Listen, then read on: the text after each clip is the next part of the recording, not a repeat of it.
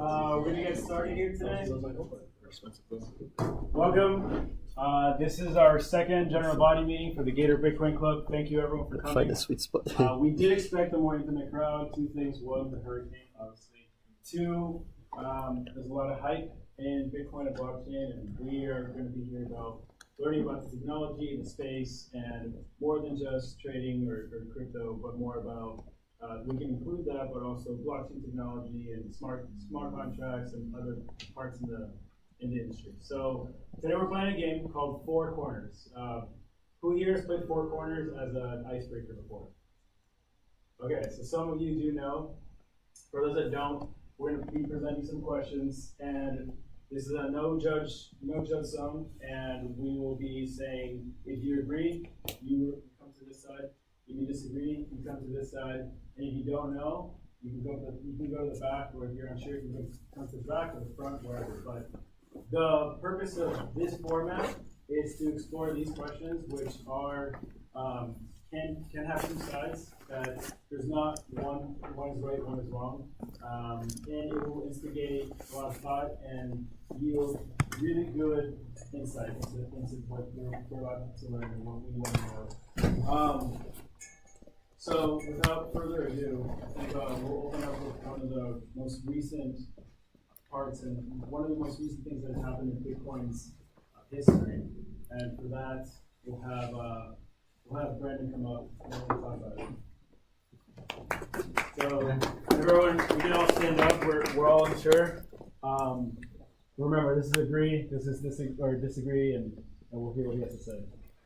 All right, so the question is, do you support the hard fork of Bitcoin Cash from Bitcoin?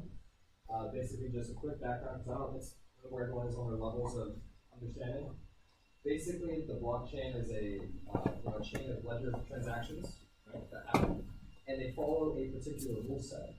A hard fork is when different parties in the community agree on different rule sets, and therefore the blocks that happen on one chain don't happen on the other. And so, if you kind of visualize, you have a chain of blocks that splits into two different paths. Does that make sense?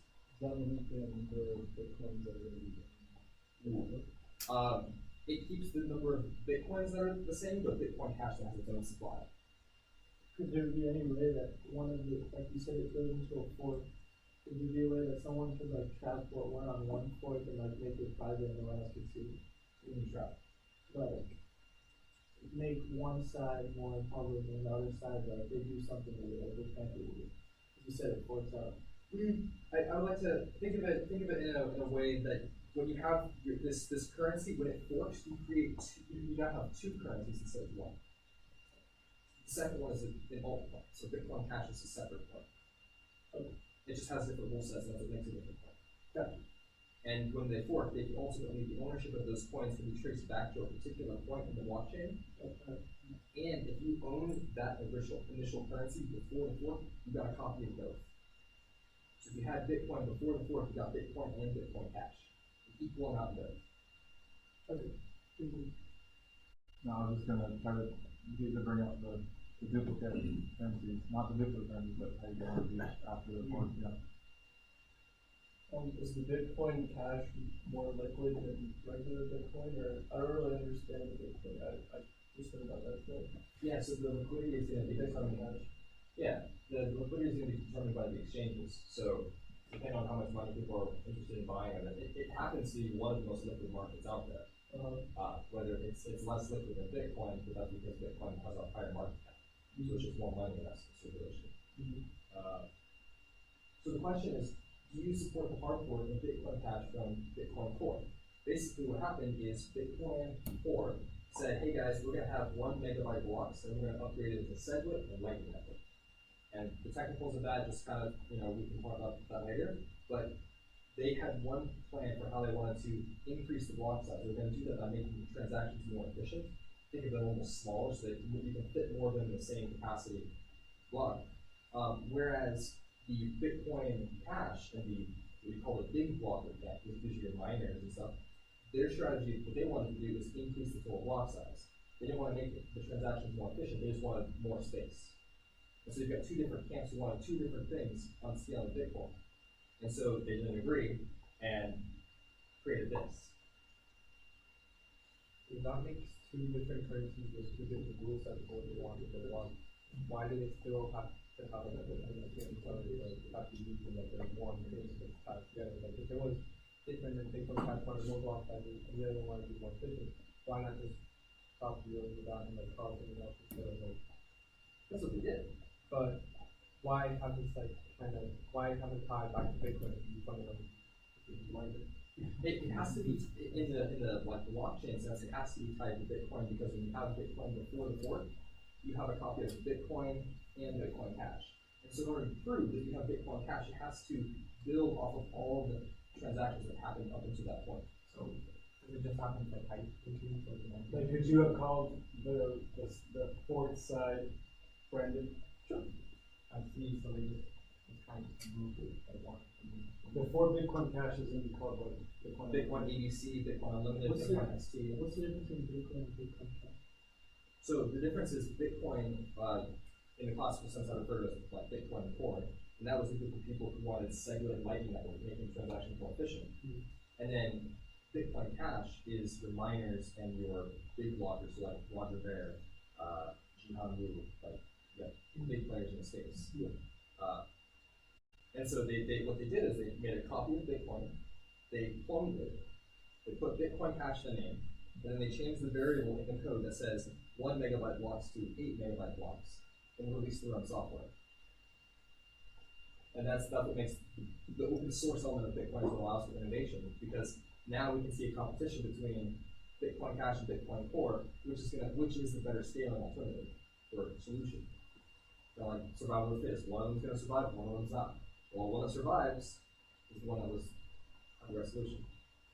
So when the miners vote, are they able, or I actually don't know the answer to this, do ASIC miners, people with ASIC farms, can they switch between whichever one they want? Absolutely. And that's the Because it follows the same basic structure of how the miner is, so that the same. if the miners are mining Bitcoin Cash instead of Bitcoin Core, that's a clear indication of incentives of what one party is doing. So they can switch. They can switch. And in fact, that's one of the issues of having this kind of fork is that there's huge price fluctuations in both of them. Well, mostly Bitcoin Cash, because Bitcoin Cash has kind of a built-in thing that makes the difficulty of mining it lower if no blocks have been mined in a specific period of time. So they did this so that when Bitcoin Cash started, it didn't have a huge difficulty to overcome. Instead, the algorithm would cut the difficulty down until it was enough that Bitcoin Cash could start mining blocks quickly again. What that does is it creates an incentive for the miners on Bitcoin Core to switch to mine Bitcoin Cash, because now the difficulty is lower, but the reward stays the same. And the time period between when that difficulty adjusts is like 2 weeks. So there's a 2-week window of time where it's more profitable for miners to mine Bitcoin Cash than Bitcoin Core. And when the hash rate goes up like that, the price goes up, because it's an indication of a stronger network. So Yeah. let's for the sake of argument, if you agree with the fork, stay on this side. If you disagree with the fork, you go on this side. And if you don't know, you want to learn, or you're unsure, come to the back or come to the front. So let's see where people end up. I would just like, this will be a support for Bitcoin Cash, and this is support for Bitcoin Core. Sure. So Bitcoin Cash here, and I'll just stand here just for devil's advocate, and then Bitcoin Core will go on that side.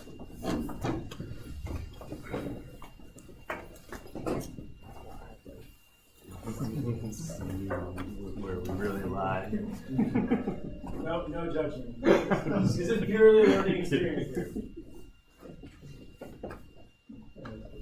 Alright, so, Brandon, you talk about Bitcoin Core and it's the best solution and it's great, but I'm Roger Ver, and what if I wanted to get 2 coins and make more money? Why do you disagree with that? I think people, like Jihan Wu and Bitmain, they have done some nefarious things that, kind of ruin their credibility as a reputable company, and they support Bitcoin Cash, so I'm not going to support Bitcoin Cash. But I have more money than you. Or I have more money because I did this. That's fine. I trade the markets I know. What nefarious things have they done? So Wasn't that the whole laundering money thing, or was that elephant? That's really strategy, but Yeah. Bitmain there was something in there known as yeah, where they were able to effectively get 20% extra hash power on their machines. Some unfair boost and advantage for that particular. That was one of the things. There's On that side or over here? Well, It's the guy who supports. yeah, the guy who supports Bitcoin Cash owns a company named called Bitmain. Well, they had it all along, they just put it, once you have the ability to unlock it, right? Yeah. And whether you're mining Bitcoin or Bitcoin Cash, you're buying the hardware from this guy, like almost like They have a monopoly on they ASIC do miners. kind of a monopoly over it. So, he has a Yeah, monopoly, so basically, he had a monopoly, but he had a cheat code. Use this ASIC boost. Why didn't somebody come along and create their own ASIC miner to use it? It costs a lot of money. I thought Antbleed was when they could just shut down the miners like through a backdoor. They could do that as, my understanding is that they could also control the mining hash power to go do that as well. Yeah, that sounds a little more. Probably do it. So that's, that's pretty nefarious. Yeah. Obviously, I don't have like evidence I can present on this kind of stuff. There's it's all pretty much rumors. It's just what you think you have enough information to believe, because it's really not going to get all the pieces of the evidence. Well, because it's not that hard if you're the only one who makes ASICs, like the major developer, to hide something that basically, has a little bit of extra performance that just shovels in your wallet, basically. I read that a lot of the other major players thought that Antbleed was like more negligence than malicious intent. So a lot of people come out and say that. Yeah, I've had arguments with people about this topic, and that's that's a strong position. Yeah. They didn't know, it was just right.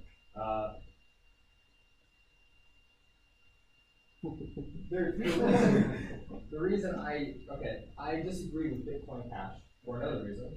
Well, I don't like Jihan isn't a strong enough argument, and that is when the debate between the big blockers and the small blockers was going on, they came together on a compromise and they said SegWit 2x.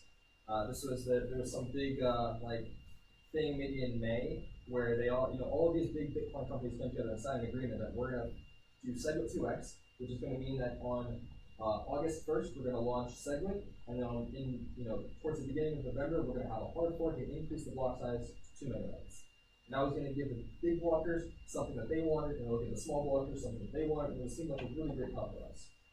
In fact, I think SegWit probably might still happen, and it'll be the coins bucks. Right? It is just the best of both worlds, I think. Anyway, Bitmain and Jihan Wu and a lot of the people in the companies who support Bitcoin Cash signed this agreement, right? And so it was understood that they were going to work together and compromise. Fast forward to just before August, so I think it was late July. The people from some of these companies released something called Bitcoin ABC, which was a clone of Bitcoin Core, but just with larger blocks.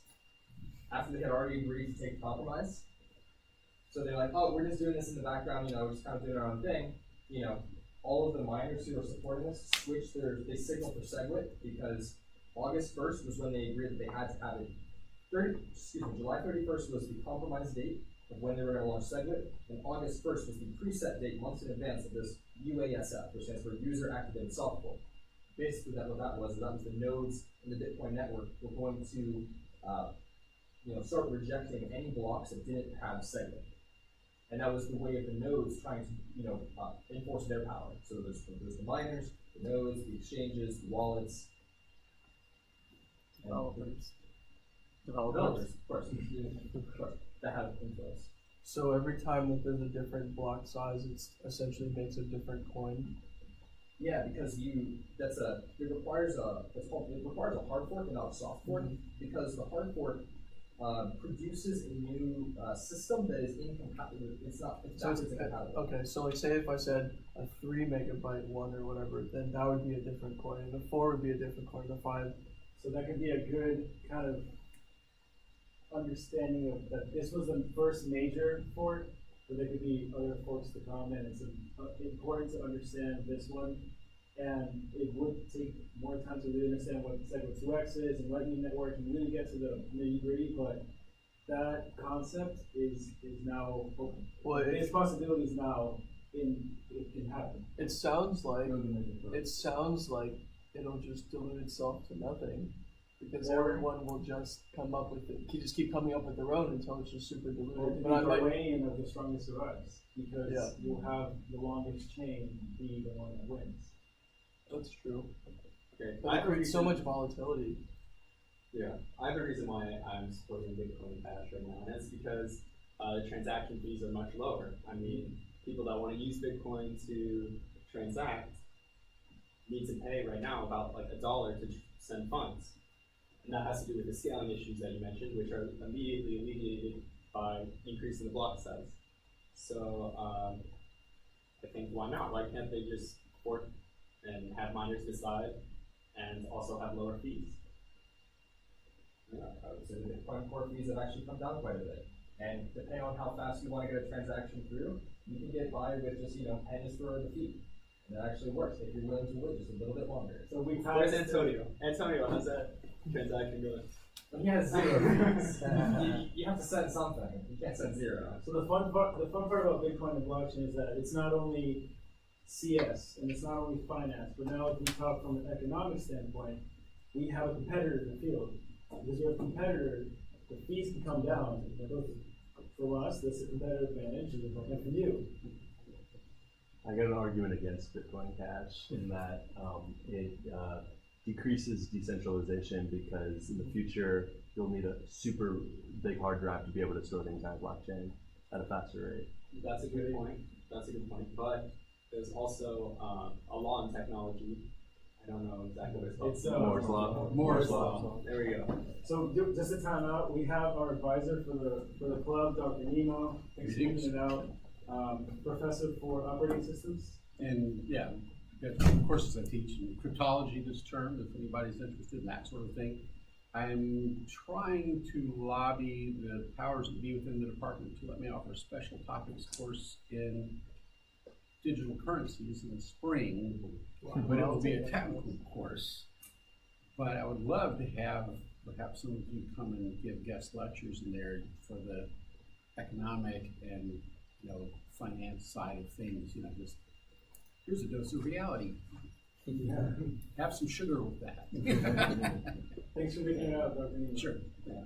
So the importance of basically there's always trade-offs for them. So there's the immediate scaling transaction, or immediate scaling that promotes less transaction fees for Bitcoin Cash. There's long-term ideas of layered scaling for Bitcoin Core, and I think the fork needs to happen so that we can see for ourselves what the best scaling solution is.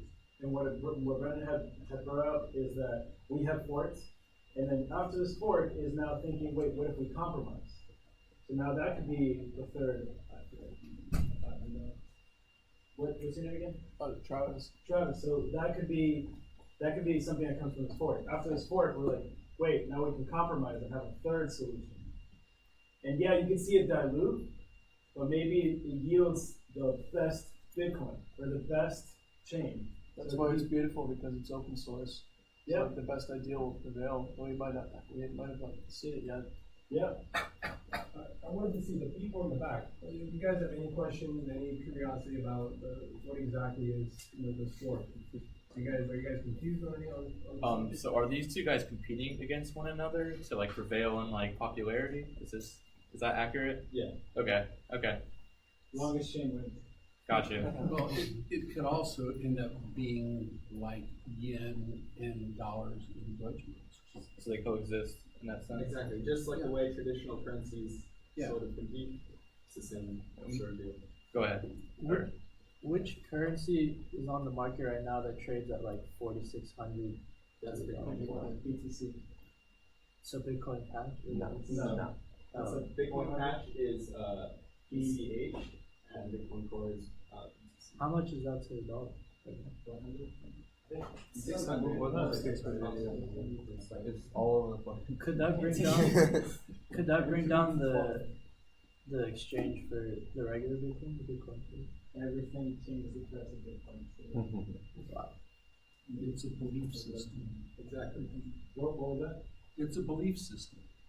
And if enough people, it's like Tinkerbell, if enough people believe, hey, Same thing with dollar bills.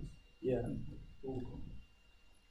So, do you think it's a good stopping point yet, or, because we have other questions lined up. I have one question. So, or a question statement. From what I understand, NVIDIA came up with a graphics card designed specifically for Bitcoin mining. How does that affect Bitcoin at all? Is that the, I believe it's developed for altcoin mining. NVIDIA is the recent thing they've been announcing. Yeah, but the stock went up a lot because of that. So Bitcoin, the technology behind the mining of Bitcoin, and it was translated as well when as far as locality. So everything when it comes to hashing, when it comes to miners, everything, the same technology is built on. Matter of fact, most of altcoins, they really just go on GitHub, which is an open source platform. They pick up GitHub, basically pick up Bitcoin, and they just make a fork out of it. And they say, look, this is a brand new coin. But this coin still has the same algorithm for your life. So it's still exactly the same. So if NVIDIA comes down with the card specific for Bitcoin, it will apply to. I think that's what they are doing. They did it specifically for mining to like mine more efficiently. Yes. Do the calculations faster or something. It won't change whether you're mining Bitcoin or whether you're mining Dogecoin. It does not matter. The technology for mining, or at least the mining process, would be the same. It just makes it more efficient. It's not ASIC mining. Yeah. I don't know what that is. It stands for application specific integrated circuit. Basically, it's just a fancy machine that does one thing only. So like if you were a large scale miner, you would want to buy a bunch of those graphics cards. ASICs. ASICs are Yeah, set no up one to, minds. they implement the algorithm in the hardware.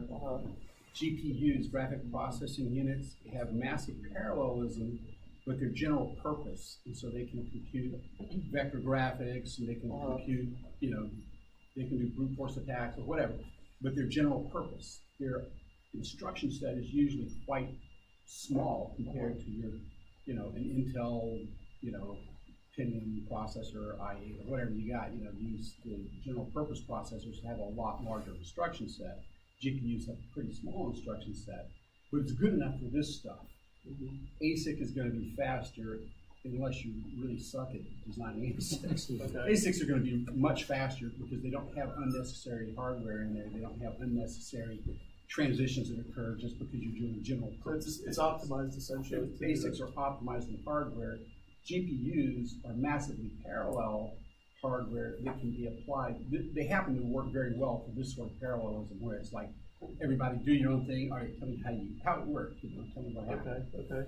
Cool. And then a very fast, 8-core, 16-core machine is still going to be slower than a GPU because GPU's got 1,000 processors thrown at it. Okay. awesome. And we're not planning on answering everything in this, we want to choose like 5 and open up Pandora's box, really. So, next, do we want to do Ethereum? Alright, this one's you. Yeah, okay. So the question is, should Ethereum have forks after the DAO? So just as general background, in 2016, the first real use case for Ethereum was discovered in this concept called the DAO, which stands for the Decentralized Autonomous Organization. So what its purpose was individuals can come together, put their funds in the DAO, and then they can choose projects to invest in with the DAO funds, and they receive voting rights proportionate to their stake in the DAO.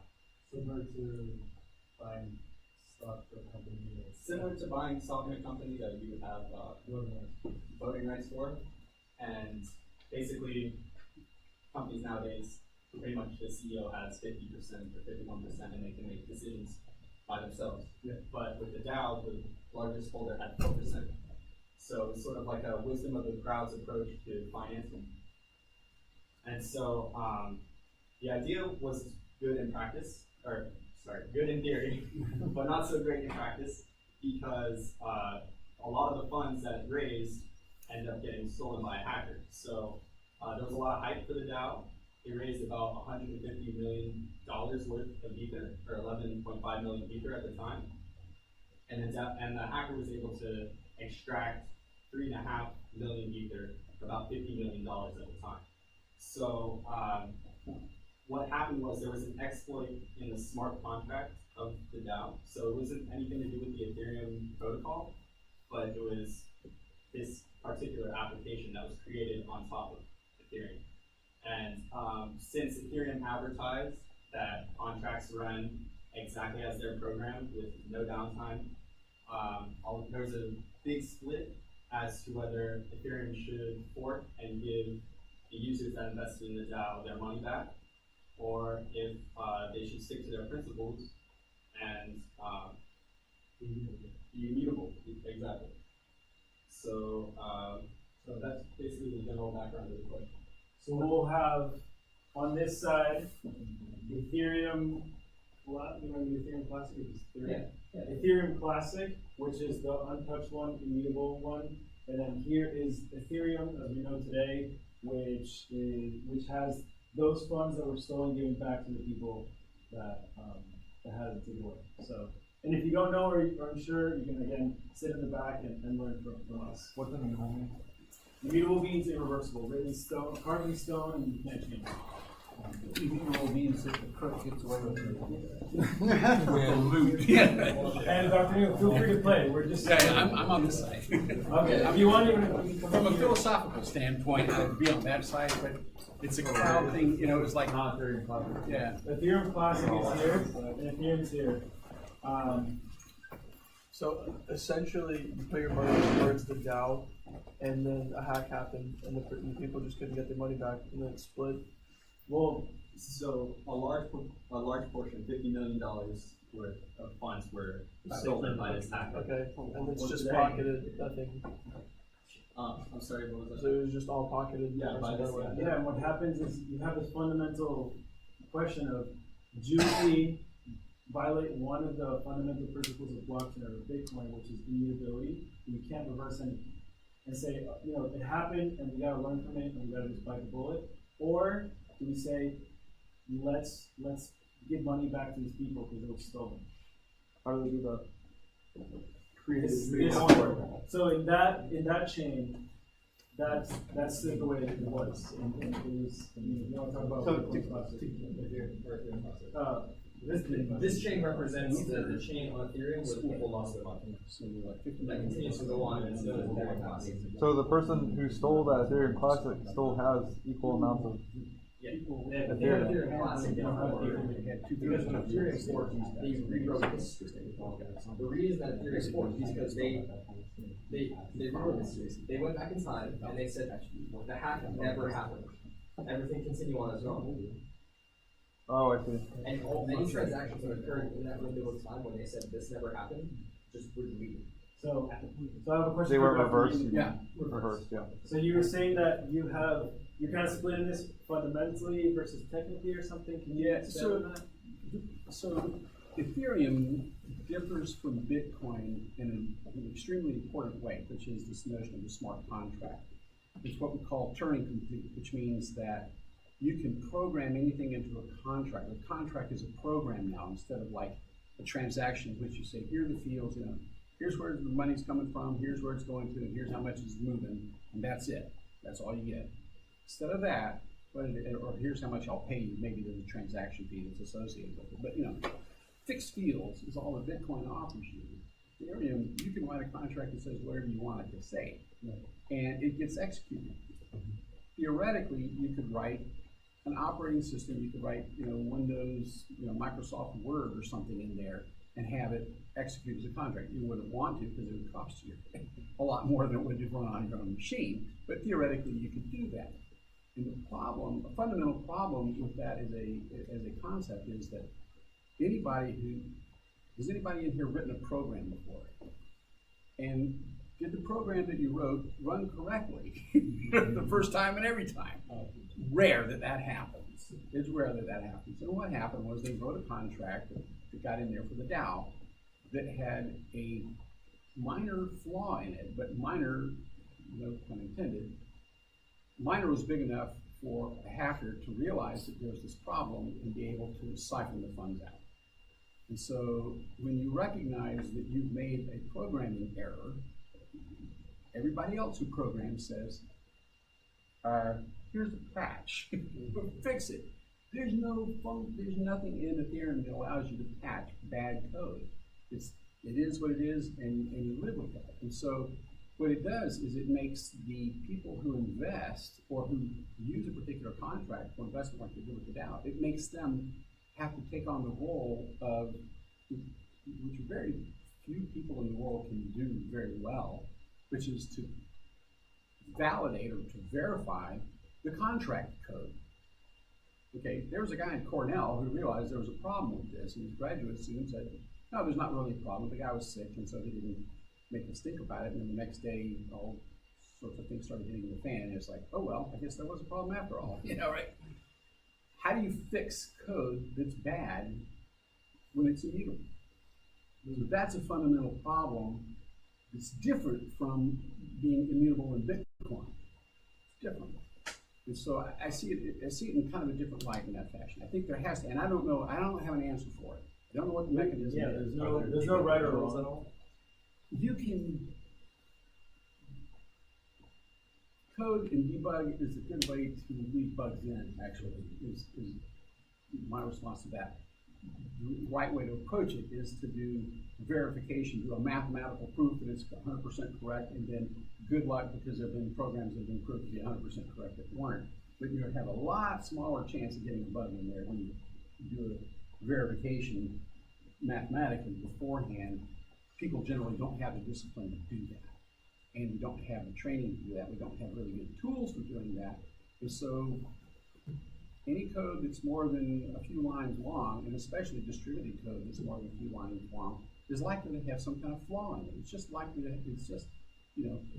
history supports that there's likely to be flaws in it. And it'd be fine if you just said, okay, let everybody kick their lumps, oh, you invested in code that had a flaw in it, you die, you trilobite you, and I mean that's one way of approaching it. Right.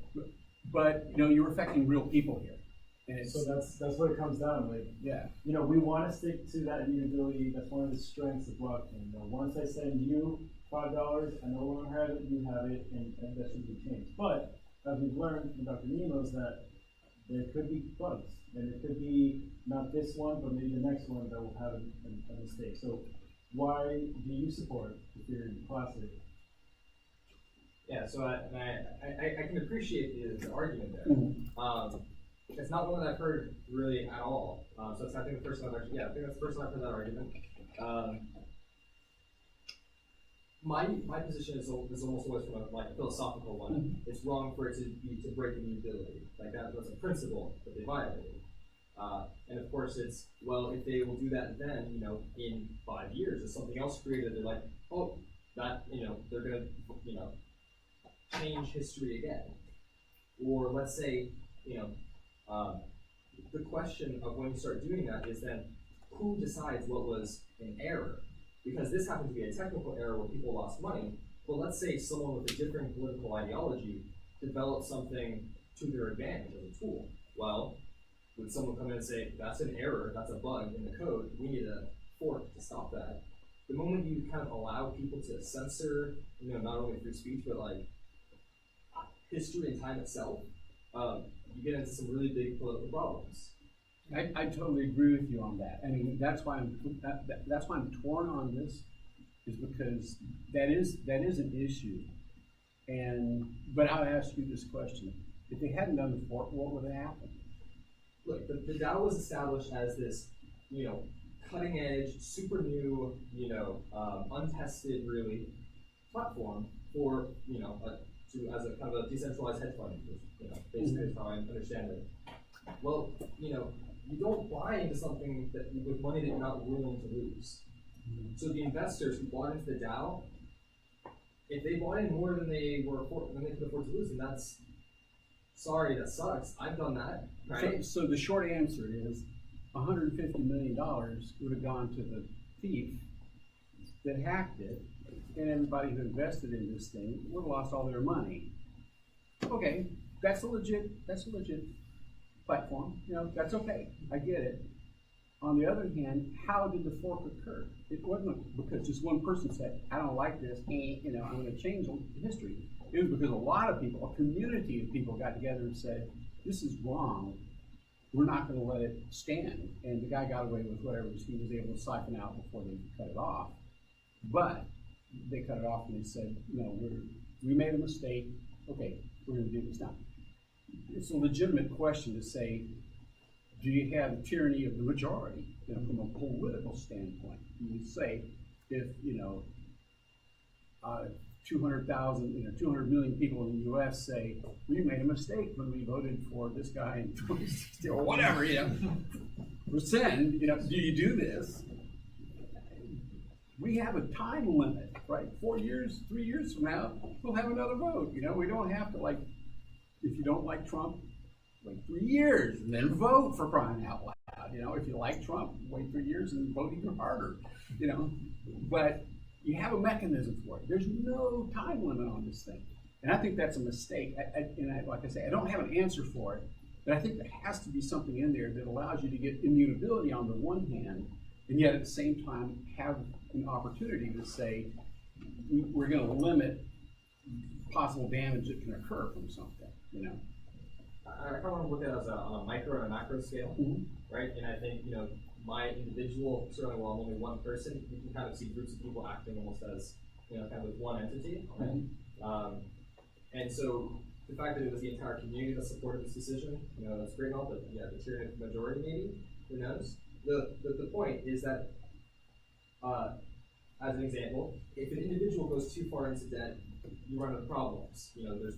But some would like to argue that a government, because it's so much larger, can take on even more debt and never run into problems. So I want to make a point that on a micro and macro scale, you can have similar fundamental principles. And one of these, from like me as an individual or the DAO community as a collective community, right? When I'm trading on Poloniex and I short a currency and I lose money, right? I can't go to Poloniex and be like, yo, I made a mistake. I pushed one too many zeros. Can you just refund me? It's like, no, that was a very costly mistake, right? But that's, the way I look at it is like paying my tuition. Here's another question. So, what if because if Ether had stayed as Ether, and Ethereum, Green Classic, when people are like, I don't like this smart contract, they lost faith in it, they lost trust in it, and then it died. No one else did anything after the DAO. Then we're losing on all the opportunities that now we built on Ethereum. Well, It didn't die. it didn't die.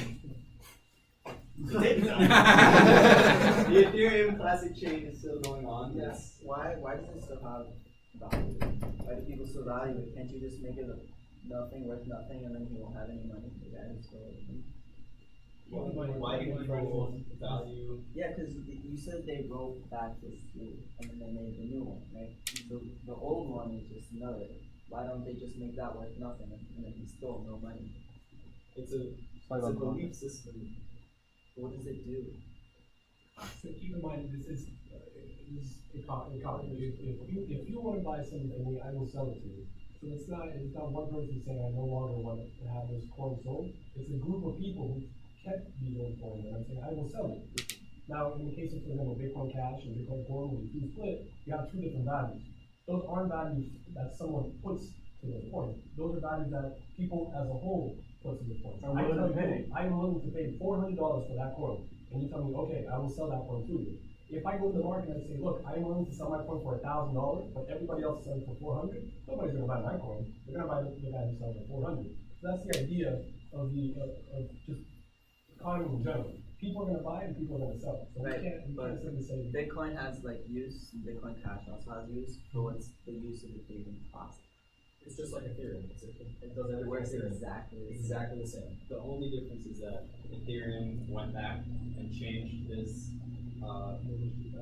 malicious intent, and Ethereum Classic decided that immutability principles are important. At what point do you say, oh, that's a worthy thing to roll back, or that's not a worthy thing to roll back, or at what topic do you say that's something that we can roll back,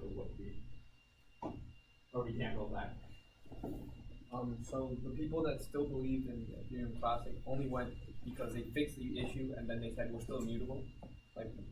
That's the only reason why. I don't think it Fix it, there's nothing to fix. Like it's not gonna happen again because the DAO doesn't, like they're not gonna be using that system again. So like the people who trust in the classic Ethereum are only doing so because of that principle of immutability. Yeah, it's certainly like there were some people who owned Ethereum who didn't buy into the DAO. Yeah. So they're like, I love the Ethereum, like it works great. Okay. You know, but I was smart enough to not be an investor and lose money in that. You know, we shouldn't fork the chain because of that. Okay. I just didn't see like why there were still people with faith in it, but like obviously you're not going to eradicate everything from one issue that happened through DAO. But it just seems like why go for Ethereum Classic when the new one that they forced will not have that problem, and like I guess you can trust more. But it doesn't. I don't know that it doesn't have that problem. No, yeah, it wasn't a problem with Ethereum itself. It was the contract that was built on top of Ethereum. The contract had bugs in it. But if that contract is not being used anymore, it's not going to be a problem in the new one, correct? Well, I mean, you can have another contract, right? Oh. It's like taking an analogy of a computer and a program. If there's a bad program. Yeah. Okay. So because that smart contract still exists and like it's gonna have any problem, like could be a problem. It's only a problem in the sense that people lost money, but after, I mean, it's still a problem today in that people lost money, but it's not an active problem. It's not causing active. Yes. There's nothing left for the thief to drain from that thing. Of course. But tomorrow, in either one of those systems, somebody could put up another contract. You know, they could put up the same exact contract. You know, theoretically, you could. Yeah. And you know, if people invested in it, then somebody could do the exact same hack, and you could end up with the exact same problem. Right? Am I wrong about that? But then couldn't you just see that it was using the previous code before? I mean, I would hope. Yeah. I'd like to point out too that the developers who are still writing things for, say, Ethereum Classic, and then the developers who are working on Ethereum, the fork, right? The developers who work on Ethereum Classic are making damn sure that their code is right, because they're believing in something that's like, well, we will not have a mistake repeated.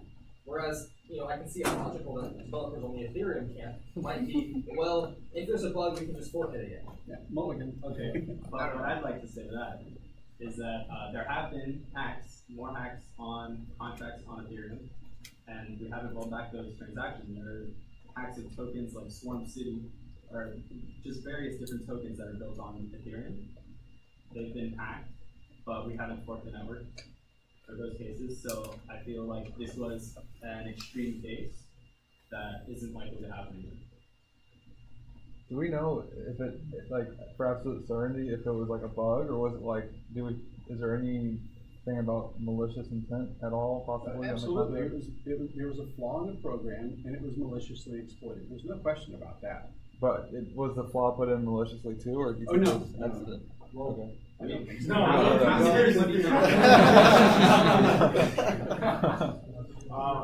Okay, last one. Were the owners of Ethereum Classic also given the same quantity in Ethereum after the fork? Okay. So, the third question. Okay. We'll be by Robbie. Oh, yeah. So, Come on up.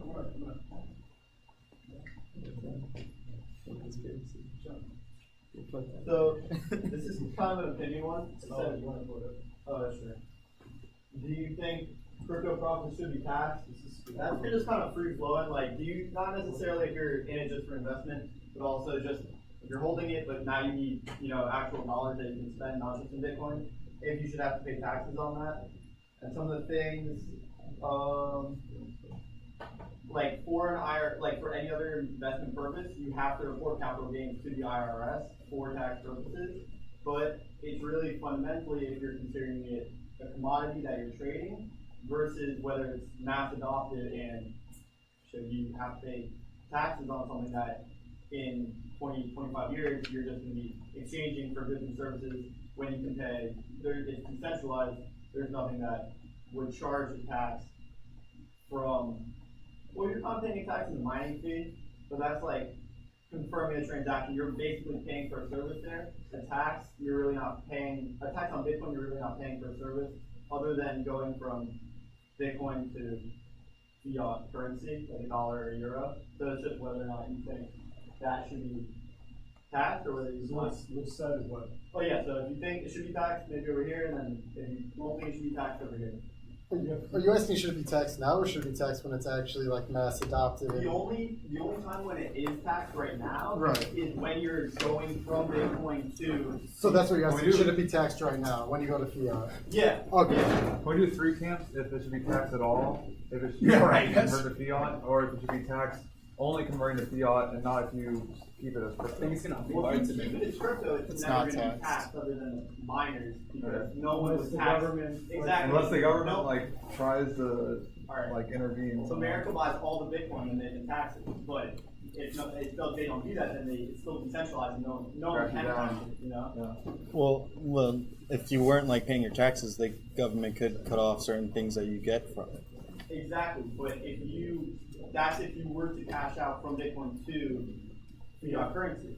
So if you are not doing that, then you are technically breaking the law. What's fiat stand for again? Like dollars. Fiat's Yeah, like a dollar or a euro or Okay. pound, something like that. Yeah. So, if it like how how Bitcoin was supposed to be on an ETF, if that became on an ETF, then you would be paying taxes on capital gains. Yeah, so that's why a lot of people were glad that ETF didn't pass because people were like, if that would have passed, people would have said this is a commodity, this is something people trade on the stock exchange. It's not something that people are looking to, like, you're not going to go and buy your groceries in Bitcoin in 20 years.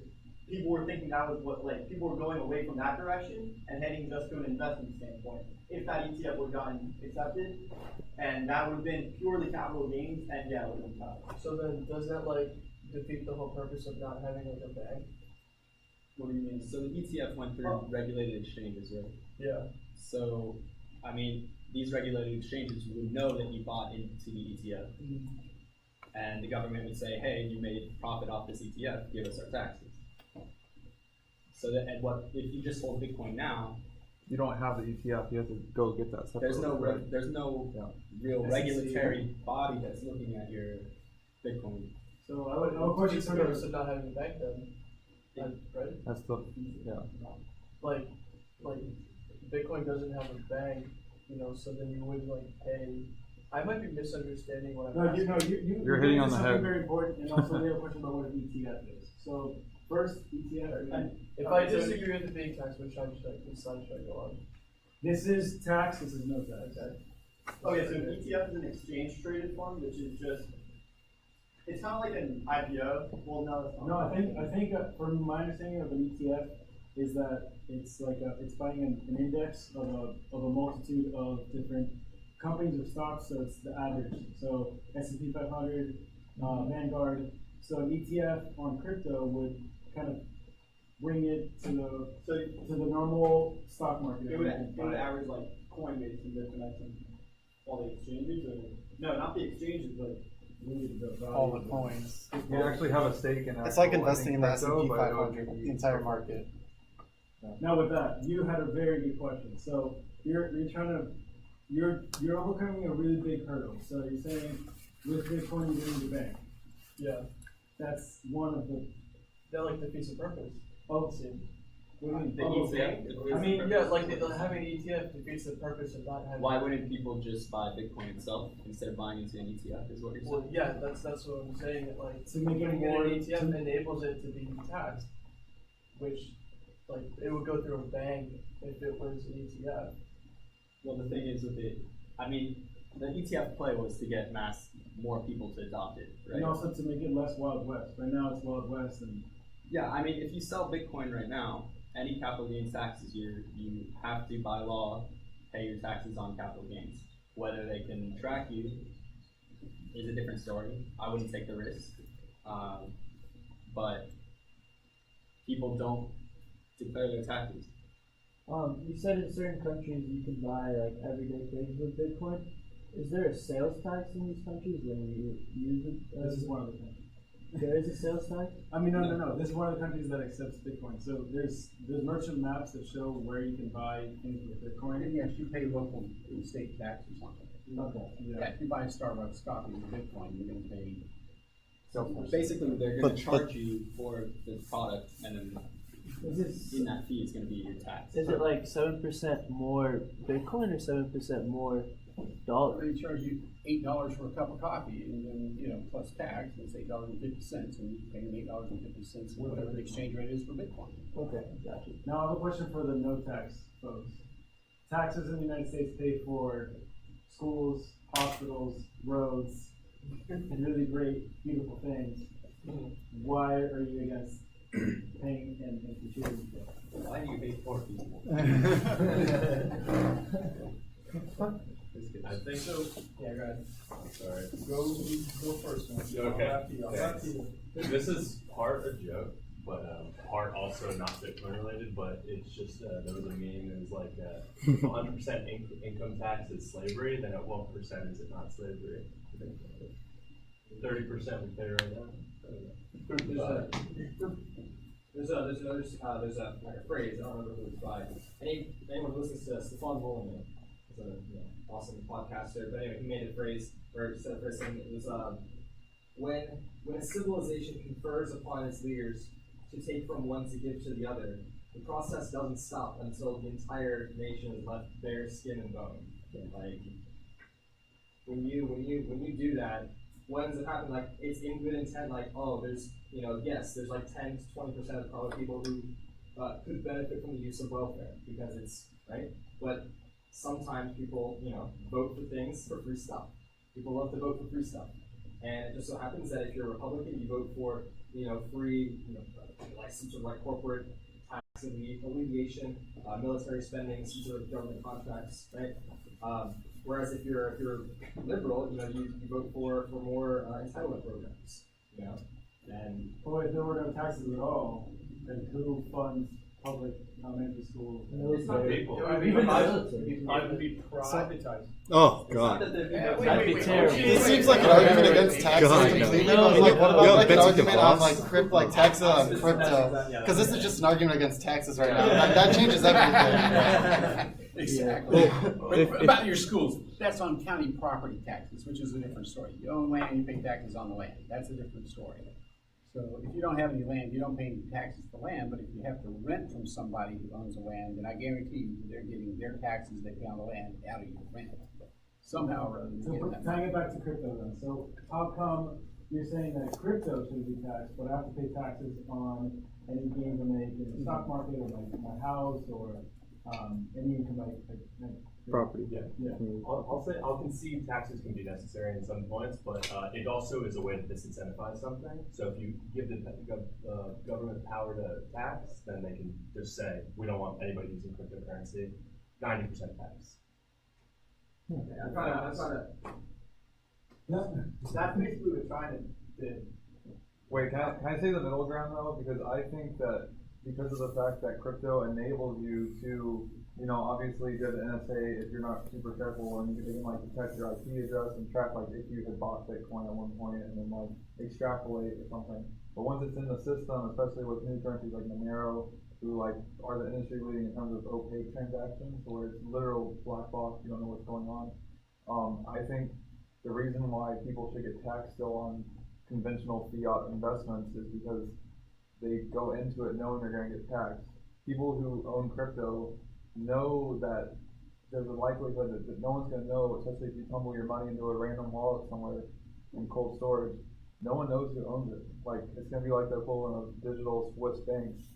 And I think that it shouldn't get taxed because the amount of money we're going to spend to tax it is going to be enormous and inefficient, and we should just let it be like this own entity.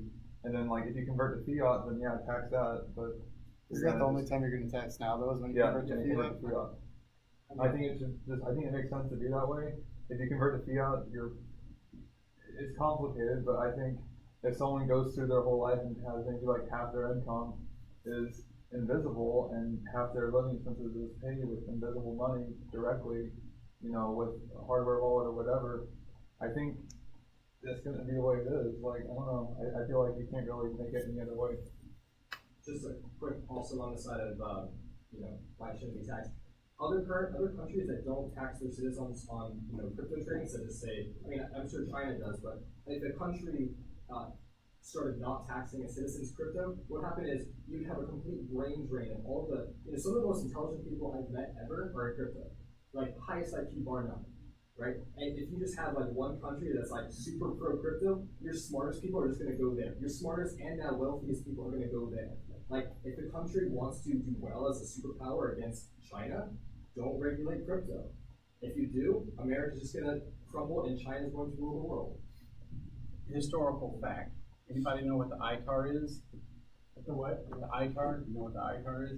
It's a missile, right? International Trade and Arms Regulations, which says that in the U.S. you're not allowed to export things that are considered munitions and arms, which crypto is considered munitions and arms. And 20 years ago, we were running around with black T-shirts with a two-dimensional barcode on it that had RSA algorithm on it that was considered a munition. And the shirt said, this is a munition, and then you scanned it because it was machine-readable code.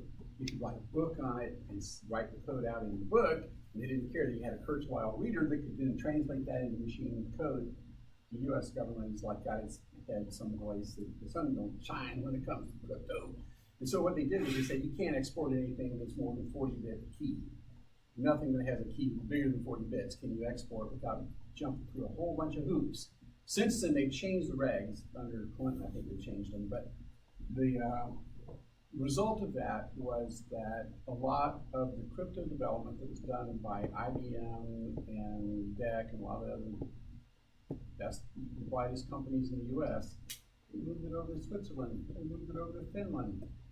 And guess where you think the great cryptographers are? Lots of them. Switzerland and Finland. That's where they are, you know. And so you're exactly right. You know, you're going to export the smart people who want to do this kind of stuff instead of preventing that from getting out with just issues from someplace else. And by the way, if you downloaded crypto code from Switzerland into the U.S. and then you let that be downloaded or send it to someplace else, then you're guilty of violating ITAR, and you can run in and, like Phil Zimmerman, harassed for years on end until they finally give up. But yeah, I mean, it is a big issue. It's not a joke. All right. I think this is a good stopping point for this one. Let's move to the next one. You're gonna take it? Yeah. Okay, the next question is, do you believe there should be an increased regulation on ICOs? And ICOs means initial coin offerings. I guess I'll explain a bit before you get the question. ICOs, as anybody here, I'm sure you guys probably heard IPOs, initial public offering. Initial public offering is when a company goes out into the stock market and say, okay, we want investors, and they basically put themselves out there, people can buy shares and companies. ICOs are basically an alternative to that, but with cryptocurrency. So now, let's say I have a project in mind, and I want funding. I can go ahead and I can make myself my own coin, and then offer to you guys for a price. Now when you guys buy, you guys are essentially buying an ownership of my project. So you guys are buying a percentage. So this is essentially skipping every regulation that the stock market has. Now we can invest in projects, we can invest in companies without the need to go through government regulations or any of that kind of stuff. It's been endorsed by several people. Paris Hilton has one called Indian Coin. Floyd Mayweather and Luis Suarez they have an ICO called Stocks, and several other people. The news actually came out September 4th, which was 2 days ago. China has finally began regulating ICOs, which is actually the reason why Bitcoin dipped. If anybody has been keeping track of Bitcoin, the price has dipped the last couple of days because of this news. And back in July 2017, the United States have been talking about possibly regulating ICOs. So the question essentially is, should we or should we not regulate ICOs? Which side is up? If you agree that we should regulate, come to the left. If you think we should not regulate, come to the right. If you don't know, go to the left. No regulation? No regulation, yes. Regulation, no regulation. So if I wanted to fund a project, I think we start an ICO and then get through all of the loops pretty much. You start cryptocurrency. So you can start an altcoin, right? And you would say there's 100 altcoins, and you can go and I can call to you and I say, hey, I want to buy it. I want to say this project starts gaining momentum, right? And a lot of people start becoming interested. That would, what would happen would be the price would go up because now people are trying to buy into this project. Naturally, the price of your project will go up. And you would have this new altcoin following your stock. So like, say if I wanted to start a company, and I came up with an ICO, is that essentially like having private stock in the company? Yes and no, because private stock will go with the whole regulation side of things. Mostly private stock. Yes, private stock in quotations. You own a percentage, well, not ownership, but a percentage. You have an interest in the company. You understand what I That's a mean? good question. Yeah. So what's the biggest and like most important regulation that they're trying to put on it? You say increase regulation, but like what regulation are they trying to add on? right now, there's absolutely no regulation. So when you go to the stock market and you buy a stock, there's a lot of background stuff that's occurring to make sure that you get that stock. That you are gonna be an owner of that stock, and nobody else can do anything with you. If somebody does, you can come to the law and you can say, hey, somebody screwed me over. That's not the case for ICOs. It's a Wild West. And in fact, businesses are required to report things honestly according to regulations, so they can't tell you everything's going great when it's not going great, supposedly. One of the biggest regulations is that you can only really buy stocks in sort of securities and equities if you're an accredited investor, which means like. But that's changing now. They're starting to like loosen up on that, and now you see like platforms like Robinhood, but even like so for like startup investing, like now you really don't have to be an angel or you don't have to be an accredited investor to enter in as like an angel. They have like crowdfunding as angels now, so they're loosening up on that now. But it's not there yet. That's True. interesting. I think crypto definitely has an effect on that. I feel like It's competition. Yeah. I find it funny that I'm like one of 4 people on this side. Well, I don't even know what are the sides. I went to the bathroom and saw. So, is it regulation or no regulation? Regulations? No, regulations, no regulations. So yeah, I'm stood on this side. So I think there should be more regulations on the side of the company and the people doing the ICOs. But I agree that on like the people investing, there shouldn't be regulation. You can do what you want with your own money. Oh, I like that one. So, I mean, in the crypto space, like, I understand, like, there's a lot of, like, hippies who don't want, like, any regulation. I mean, for me, like, I love, I mean, Bitcoin is pretty, like, anti-government. So, like, I love ICOs. Like, I love what they stand for, but there's a lot of issues with money and like where money goes, and so people are using ICOs for scams. People are using ICOs. Who knows? Terrorists could be using ICOs. Like we don't know, and that's why there is government. That's why there is like regulation. So I don't know. So that's why I'm on this side. So even though it's great theoretically to let people do what they want here, because there is malice in the world, you could be using this freedom to fund a project as a scam or fund a project that will do harm to society. So I'm on the side for more regulation to protect both sides, both the people that are buying into it, to protect the intent of the company, like what they really want to do, what they're doing. And then also, if something goes wrong in the stock market, if my purchase of Vanguard or Berkshire Hathaway doesn't go through, I get my money back. It's all good. Either I have a stock or I have money. But here, if someone takes my money in an ICO, that's a risk I take, but I wish there was more regulation. When we're talking about regulation here, we can't just talk about the rule being written. One, how's it enforced? If you're going to have all this regulation, sure, you're going to have people who are going to say no. So what's your plan to, how do you enforce it, right? Are you sending people to prison for making an ICO? I mean, what's the sentence, right? Like, once you start to talk about the nuts and bolts of how regulation would work, well, now would you consider that the code that they're writing freedom of speech? And now can someone with a political agenda censor someone from doing that? Or as another example, that. I was gonna say the reason I think regulation will be tough is like on that same point, but with like if you're like the U.S. or China, for instance, and you want to regulate ICOs, how are you going to regulate someone halfway across the world making an ICO? You really can't. The only way they're able to do is what they're doing right now, where they literally like, oh, you have a Chinese IP address, like, and they just like block you out. That's I think the only way, just by the nature of cryptocurrency, that you can regulate it, and it's just going to have to be people are just gonna have to know not to give money to, you know, the celebrities who have a name and who just want to make a quick few $1 million, you know, just because they have some popularity. And knowing companies that are actually going to do something with that money can grow in the future, you know, and that's just probably just going to have to take its course. I feel like, but you know, they can try to regulate it, but I just don't want any like taxpayer money to be spent doing it, which is probably not going to, I don't know. In an ideal world, you'd regulate it, so I don't know. I want to change off what you said. For there to be a regulatory institution, there would have to be a bank of some sort. Well, maybe not even a bank, but there would have to be an organization controlling everything, which goes against what like Bitcoin is. Yeah, no, that's a great. It's so. What if they got like the SEC? It's just I like this destroying little Bitcoin if you do something like that. What if they got like the SEC to look into it? Like, you know, SEC is, you know, there were some corrupt people in the SEC that were ranking some of those, you know, trash companies like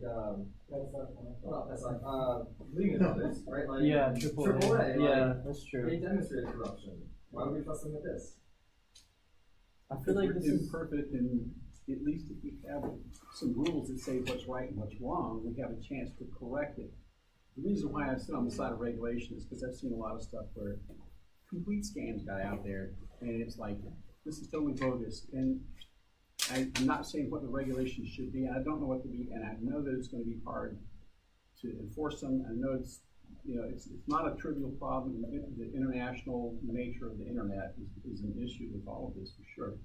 But I think if we have something to say this is compliant with at least these reporting rules, you know, here are the rules we're playing by. At least we have something of the notion of a rule that, you know, we're reporting to you honestly, and we've been vetted by some trusted third party, whether it's the SEC or, you know, some, you know, Better Business Bureau or Consumer Reports or somebody, you know, Underwriters Laboratory. This says that this thing does what it says it does. The market can provide that solution. You know, there's an argument for that. And the argument against for sitting on that side is that regulation tends to push you in the direction of having banks control it all over again, which is a big problem. Here's an example. So I was running a VR arcade for a while, and one of the things is there was a free market kind of, someone created a kind of like a Better Business Bureau for VR arcades because there's no central sort of business yet. And so, like, is it clean? Like, is there, you know, is the staff running? Like, these sorts of different, you know, ratings, right? And someone out of the, you know, the blue created this company that now their job was they ranked different arcades on different factors, and then they gave them kind of like a stamp of approval. And that wasn't regulation; it wasn't enforced. And if you were a consumer, you might be like, well, this one doesn't have a stamp, this one does. Therefore, I'm going to go to the one that has a stamp. That could be the same with ICOs. So, I mean, the same sort of company emerges like, hey, we will look at ICOs and see if they are legit, and then they themselves build up a reputation and a credibility by the free market over time. And then there's already some couldn't, websites like that. Couldn't there be corruption with that though? Like you see, like I think it's Yelp who like basically strong arms companies into like paying them more so they get good reviews and that type of thing. So, I mean, then a competitor will emerge that's less corrupt. There hasn't with Yelp. Like if you know, sure Yelp, then you know I use reviews. You know, I'm not saying Google's any less corrupt. You know, point being, there's competition. I see a lot of these a similar parallel of theory versus execution or practice. So I think theoretically, free market would be amazing when we ever get to the free market. I mean, we're getting closer with this, but we need to be perfect human beings, I think, to respect the free market. That's what Bitcoin allows. That you can have imperfect beings communicate with absolute trust. Bitcoin solved that problem. But I don't trust that you're not going to give money to ISIS. Like, I don't trust that you're you trust that if you send Bitcoin, it's going to do like you know it's going to get to the destination you send it to. Like that's Bitcoin. What about ICO? Well, ICO is blockchain sort of technologies. You know, if you're doing it on Ethereum, you know you're doing off the Ethereum hash network. I would say personally, I kind of changed my stance. I think that like, you know, the market forces can like, it's kind of like it can evolve into a hurricane. You know what I mean? But I wanted to ask a question on Do you actually own a stake in the company, or do you own their coin and it's got this perceived value? So I'll give you a quote that I got directly from one of the people. She's a PhD in economics. So the coin in ICO is a single ownership interest in an enterprise. It's a digital stock certificate, if you will. It's not quite right. It's not quite that you own a piece of the company, but you own a stock of interest. And so as the company or the project becomes better and better, more people are going to be willing to put their money in. The price is naturally going to go up. Is that how stocks work? And Yes. like a security. It's not like the same thing. I think it's a little different. And I think you can explain it. Sorry. There are, an ICO can take on many forms. So there could be an ICO that says, oh, you get a percentage of our company, you get dividends. There could be an ICO that is saying, oh, okay, you can redeem our coin for a certain service. It doesn't have to completely be basically a stock like option. It could be something like a service and that's kind of given to you out at the onset. They say this is how it's going to be, and then you buy into it. You should read the terms. But That's why most of them, like a lot of them can't. They can know what you're buying. Yeah. And a lot of them just are like, blockchain this, blockchain that, and They'll literally take, the word blockchain and just take a topic like blockchain marijuana, blockchain real estate, and just like, you know. Then they always. So I think this is going to lead really great to our last question now. Probably. So,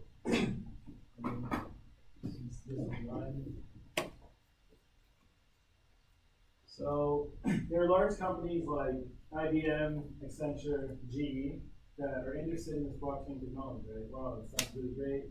Has a lot of potential. They want to capitalize on it. The problem is that they want to hedge risk, and when they try to experiment with the new technology, they understand that it's new, that it has its challenges, that it has its potential risk or places where it can fail, points of failure. Bitcoin was the first project to be secured by blockchain, and it is a public and permissionless blockchain. Is a private blockchain a blockchain? And I'll just expand on this. So I'll give one example. From a GE perspective, GE has different businesses. They have GE Aviation, GE Capital, or whatever. Any company that has billing between themselves and different entities that different banks within the same company, there'll be inefficiencies there because you'll be paying a fee for the wire transfer. And if you create a private blockchain, you can create a private token and exchange that token within the company, and then once a quarter, count up who has how many tokens, and then distribute fiat then, and really do the wire transfer once instead of daily or every time you do a transaction. So, if we think that a private blockchain is a blockchain, we can go on this side. If we think that a private blockchain is not a blockchain, go on that side. Can we say if a private blockchain is useful or not a blockchain? Because technically it is, but I would go back to that. Wouldn't a private blockchain also have its own regulations and ideas of how? Yeah, so private, you get more control of who sees it, who can access it, who can play in it. What was you saying? I mean, the structure sort of defines a blockchain. So maybe is a private blockchain useful? Let me skip this. Okay. Private blockchain. Okay, so this is like, can a private blockchain be useful, or is it just another form of a database, or it's not useful, and it's just like, it doesn't. A public blockchain, it needs to be public for it to be useful. Okay.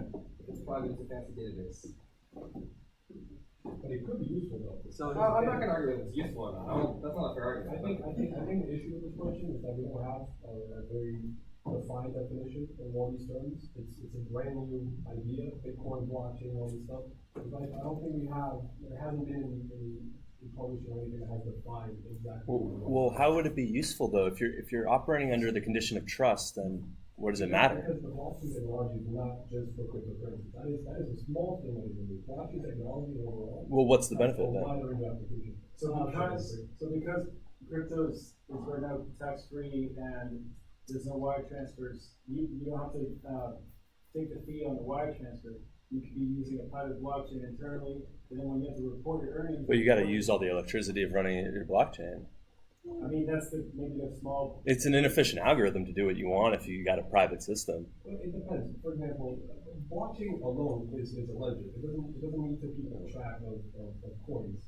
You could use blockchain technology, for example, for autonomous cars. Let's say we put blockchain technology in all these cars, and they all communicate. There's a network of cars that are all communicating with each other, and are able to go around the world, communicating with themselves. So blockchain is not just for cryptocurrency. Blockchain is one of the core technologies. I understand that, but that system would be still a public system. It wouldn't be a private system. And that's the thing. It could be private, it could be public. I understand. You know what I mean? Like I get that it can be used for one of them things, but I don't see the use for a private system. If you own like all the nodes, then it's private. Like if all the nodes would be under one person's or entity's ownership, so like Bitcoin, like all the nodes, hopefully will never be, at least half of them won't be owned by one person. If they are, then it becomes corrupt and they can do what they want. So like the concept is just the ownership of the nodes who's under it, basically. So it still would technically be, that's what makes it private, not the information going between them, which is technically private, unless you can, like, even if you can access the information, if you don't own the nodes, it's not public. Well, to make an analogy off of like the driving thing, say if each different car company was their own private blockchain, then those cars could only communicate with that brand. Yeah, and that would be the exclusivity and the benefit. Yeah, but what would be the benefit of that? I'm better than you. You know, I have a car that can communicate with other cars. I have more cars. But why not just hardwire it into the code to, like, on the condition of trust, say I can recognize this car. You don't have to use the blockchain at all. That's just one application. No, I'm making an example. I think another application. Okay, yeah, I agree with what you say for private, but I'm taking the side of permission blocking, which I think is useful. Because let's say we have all these companies, right? We have IBM, JP Morgan, Microsoft developing permission blockchain solutions. And these companies don't have to trust each other, but they can trust that there aren't any actors that aren't them, basically. So these companies can maybe transfer value between themselves, and they can have their own nodes, but maybe it's not open to the public. I see.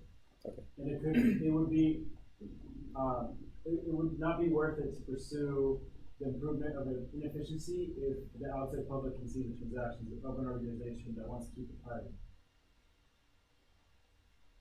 I don't see permission blockchains as a threat at all to a public blockchain, something like Bitcoin. Any sort of blockchain that Citibank, Citicoin, whatever, tries to make is not going to, I don't think, be a viable competitor against something like Bitcoin, open source, permissionless. So maybe it's a competitor advantage. And that's fine. So that's why it's like, it's not really a competitor, but I disagree with it just because it seems like a bad idea. Because when you insulate the blockchain like that, and so that it's permissioned, what you do is you kind of put it in a nice little bubble where it can't be attacked by, it can't be attacked. And the problem with that is when you can't attack something like that, it doesn't develop an immunity, and it doesn't evolve. If ever a hacker got into that, it would be so fragile it would just crumble immediately. You can look at an example of someone who was raised like a child, who was raised in a bubble. Like the parents would clean everything. It's like bleach everywhere. Never any sort of bacteria anywhere near them. And then someone who was raised in like Africa, right? And it was just like it's like a plague and just going around, right? Which one of them is going to survive through the common cold, right?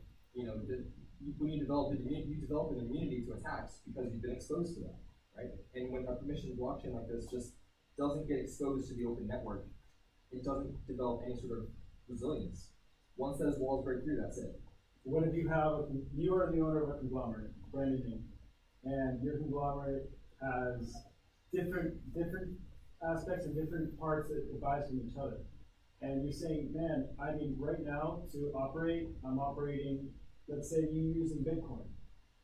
People can see where that money's going, where it's going to, and then me as a competitor, I can say, oh wow, he's allocating 7% of his portfolio into this wallet, which is his aviation division or something. So wouldn't privacy help in not creating an advantage? Yeah, and my solution to that would be use Monero.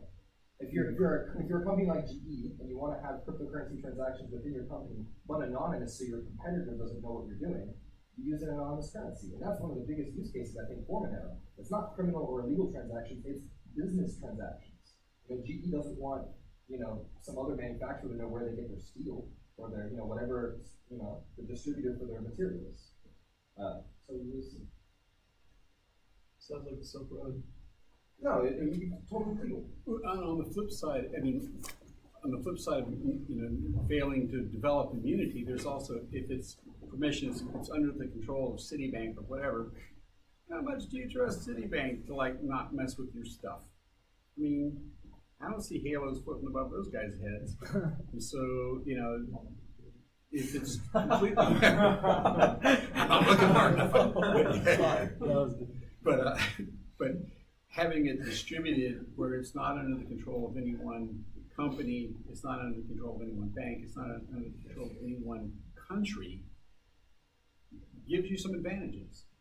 I mean, there's some distinct advantages to that. Al can see that there are definitely use cases where you can consider it an internal database if you want to. It has its uses internally. That's not what I don't believe that it's useless other than as a distributed apolitical entity or something like that. But I think as far as being useful for things like currency exchange or something of that nature, I think it really needs to not be private. I haven't heard that before. That was weird. I would say actually, now that I think about it, the one area I could see it being used is like Internet of Things. If you have devices, a bunch of different devices from different manufacturers communicating with each other, if they use the blockchain, we can secure. That's one thing I can see feasibly, but internal communications doesn't make any sense to me. If you can make a case, that's cool. I'd like to hear it, but I just don't see it personally. So what do you mean with that? If you're having an internal, why would you use a blockchain as opposed to just any sort of cryptography, just straight on, and you just operate under trust that no one's going to be tampering it because it's your private organization? Because then you're operating under trust.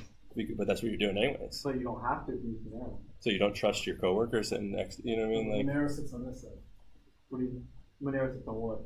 Monero is a public and permissionless currency. I thought the question was just, do we consider a private blockchain not as useful? I thought we were talking about, is it still considered a blockchain? Well, if we said in the beginning, blockchain is not defined.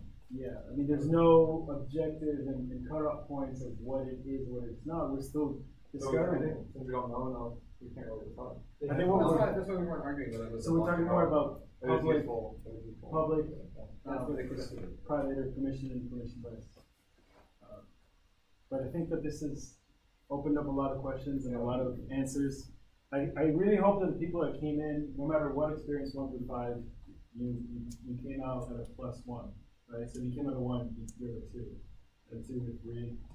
If someone's at 5, then you're Satoshi. But I want to thank everyone for coming. I want to be respectful of time, and we'll stick around for a little bit if you want to come up and talk and you want to get involved. Thank you.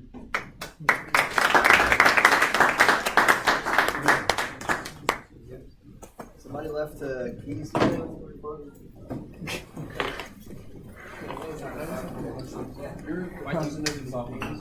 left. I have big pockets. When do you guys do that? Do you have any literature on You're just a funny guy.